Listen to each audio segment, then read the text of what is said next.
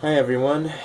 So this morning I've got a little bit of extra time before I go to work, so I thought I'd go ahead and make a video, since videos are things that uh, been wanting to do more consistently for a while, and now that school's over, I really have no excuse of not putting more time into my YouTube channel, since it's something that I really want to develop and eventually have more professional looking videos, get a better camera, putting everything on my computer and edit it and stuff like that, instead of just recording everything directly from my phone and then uploading it to YouTube and hoping that somehow I get a nice looking thumbnail, because that never happens.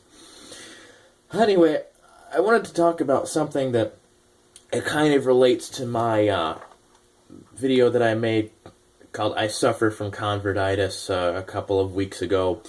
And you know what I mean by convertitis. It's generally the kind of thing that the Facebook page Hyperdox Herman is making fun of, and people who talk about overly zealous converts and things like that. It's something that I would say that I suffer from, something that I deal with. But actually, a bishop on Ask an Orthodox Priest, either in Portugal, I think Portugal, said that if you notice the symptoms, then it's actually remission. And he knows this because he suffered chronically from this disease, as he said for a long time. So I guess this bishop probably knows more than I do. But the thing that I want to cover now specifically is Protestantism, because that is the faith that I came from, particularly Presbyterianism with a moderate amount of Calvinism. And that was the faith that my parents both converted to out of some other, whatever form of Protestantism they were as children. I think my father was a Baptist, my mother was a Pentecostal, and it's the Assemblies of God. And a lot of people on my Facebook page had come to me and been like, why are you attacking Protestantism so much, especially recently? And a lot of people felt upset and hurt because I was attacking their faith.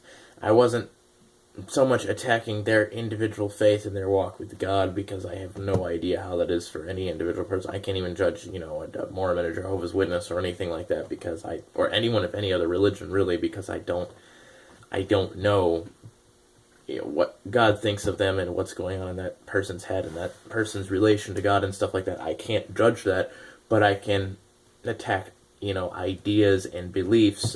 Justice Scalia, before he died, a while back, he said, I don't attack people, I attack ideas.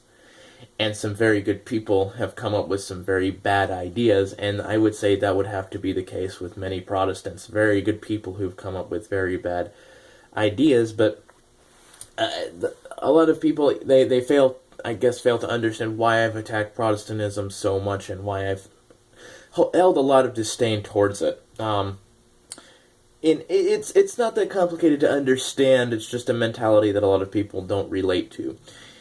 So right now I'm wearing a kind of beachy shirt that my grandfather had before he passed away last year on June 14th, I believe. So June 14th of 2015. He would have been 89 this month if he had kept living. So it was 88 years old. But I'd say that there are many ways in which he lived a good life, but there are many problems that he had, and many issues that he went through, and many things that he suffered, unfortunately.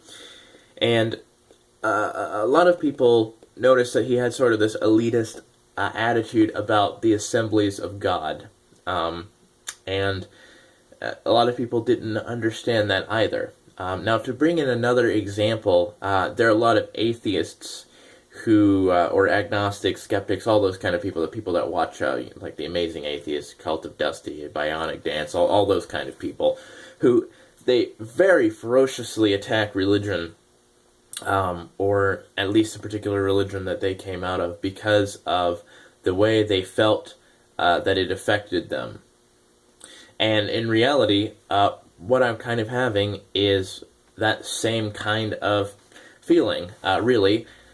What in my grandfather's case, his parents were supposedly extremely abusive to him, or at least his father was, or something like that, and he dealt with a lot, and his grandmother, or his aunt, or something like that, was very kind and caring to him and helped him out. And back then the law wasn't really involved in a lot of that stuff, according to my parents and my grandparents before they died. That's kind of what they told me. Is that in many cases police didn't care about certain things that were happening. They just kind of turned a blind eye to it, but she helped him a lot, and she was Assemblies of God, so because Assemblies of God was something that he found healing in, it was the only really system that I guess he found healing in, or at least the first system. It was a system that he then clung to very strongly, as opposed to another system, and since, he was so bitter about what he had been through, and what his previous ideology had put him through to an extent, and this, he came to despise that old ideology. That's exactly what's happening with many converts to Eastern Orthodoxy. I grew up in Protestantism. It did not work for me. It did not help me. I was, crawling in the darkness and trying to find God, and I had a vague idea of what God was at that point. I was more or less agnostic. And I didn't understand. I had so many hard questions that of why certain things had happened and why I was certain ways. Nobody could provide any good answers to those questions from the Protestant faith. And the Protestant faith was supposed to bring me healing, but it didn't. All I was getting was a placebo. I realized after converting to the Orthodox faith that Protestantism is nothing more than a placebo and a counterfeit version of Jesus Christ and a counterfeit version of Christianity. I would argue that all Protestants and all people of other Christian religions who have experienced healing in some way would be because there's a little bit of the Orthodox faith in their beliefs and ways, not because of anything that has to do with Protestantism or anything like that. And in my particular case, again, I had so many issues, and there was a day where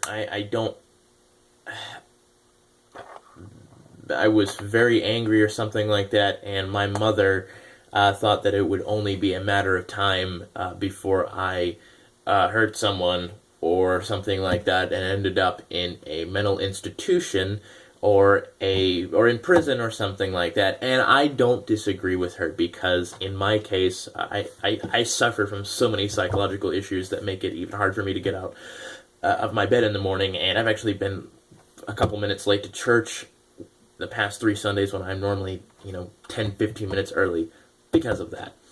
And Protestantism claimed that through Jesus Christ they would experience all this healing and transformation, and all these other people around me seemed to be going through these transformations. And I wasn't. I was still suffering from these issues that brought me down on my knees in total hatred, in anger, in sorrow, and emotional agony. And I was not understanding why this ideology that was supposed to be healing me, this set of ideas, this religion, this faith, all of these things were, they were making it worse. I had a very skewed view of God through penal substitutionary atonement and original sin. I believed in a being that was at least partially hateful, that had wrath, and I typed a Facebook post out on my personal Facebook page towards my friends, many of which who were Protestant, to explain why I'd been attacking Protestantism so much, similar to the vein of why atheists will attack their former religion so much, because they're bitter about the way it affected them. And I said, here's what I think of the God of Protestantism. He's a piece of crap. Our Savior did not die on the cross to satisfy the wrath of a perverted deity. He didn't. And that's really just all there is to it. If the God of Protestantism is the God over the universe, then he is not perfect. He is not worthy of worship. He is not worthy of any kind of recognition, and I will not worship him. Heaven, for me, if the God of Protestantism is actually real in the way he is, would be hell, because everyone around me would be tormented, or everyone around me would be worshiping this perfect deity, or this deity that they saw as perfect, and I would be tormented because I would see the truth. I would see a morally corrupt, perverted deity that they, were blindly worshiping, and they could not see any moral flaw in. The Protestant rhetoric that I was raised with, especially Calvinism, but Protestantism in general, is saturated with penal substitutionary atonement, or PSA.